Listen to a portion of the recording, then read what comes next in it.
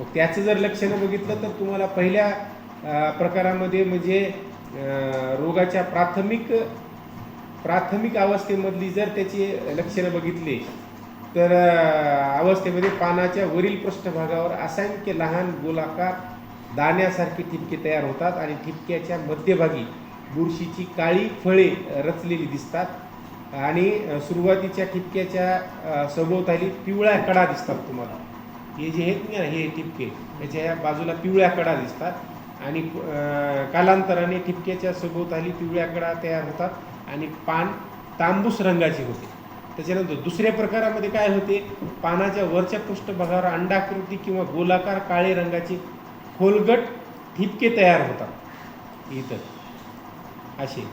आणि तिसऱ्या प्रकारामध्ये काय होते, मुख्य भाग पांढरा रंगाचा आणि 2 ते 4 मिलीमीटर आकाराचा असतो आणि या ठिपक्यातील पांढऱ्या भागावर बुरशीची काळी फळे इतरस्त पसरलेली दिसतात.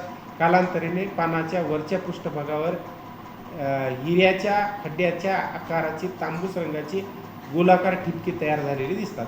पुढे ते वाढत जाऊन संपूर्ण पान करपते. पानाच्या खालच्या भागावर मुख्य शिरेच्या बाजूने लालसर रंगाच्या करड्या रंगाचे 1 ते 2 सेंटीमीटर व्यासाचे ठिपके तुम्हाला दिसतात. हे त्याचे लक्षणं झाले. आता रोगाची सुरुवात जमिनीलगतच्या पानावर होऊन नंतर वरील पानांवर पसरतो.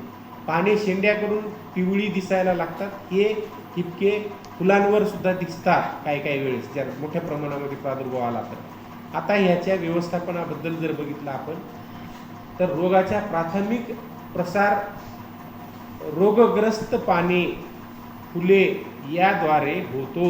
हे वाक्य लक्षात घ्या. रोगाचा प्राथमिक प्रसार, प्राथमिक म्हणजे सुरुवात, रोगग्रस्त पाने फुले याद्वारे होत असतो.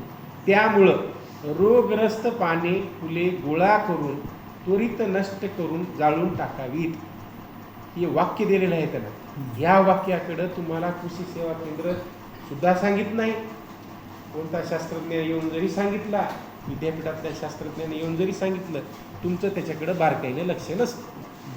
हे ओळ सोडून, हे 2 ओळी सोडून या बाकीच्या सगळ्या गोष्टीवर तुमचं बारकाईनं ध्यान राहते. कधी कधी पळत जाऊन ते औषध आणू आणि कधी कधी फवारू. परंतु आमचं म्हणणं काय आहे की तुम्ही जे हे पैसे घालता इथं, हे तुमचे 4 पैसे वाचवण्यासाठी या ओळीवर आम्ही जास्त भर देत असतो. म्हणून तुम्हाला सांगितलं 10 रुपयाचं पेपर खिशात ठेवा, आता ते कॅरी बॅग धरा आणि सऱ्याने गेला. पण मला वाटते एकदा आपल्या कमरे इतकी हालत झाली, तुम्ही खुश आणि ते वावर बी खुश. तिकडं करपा पडायला कंदकुज व्हायली ते नंतरच कळते आपण. हां, ते 4 लोकांना सांगते, ते जाऊन परेशान होते, ते जाऊन 2-4 अजून पोती आणते, पुन्हा मग तुमच्या मागे हिंडते. कसं हिंडते, काय घेते बुवा, कुठं जाऊन घेते, कोण्या दुकानात जाते, हे सांगायला की नाही आपल्याला खरं.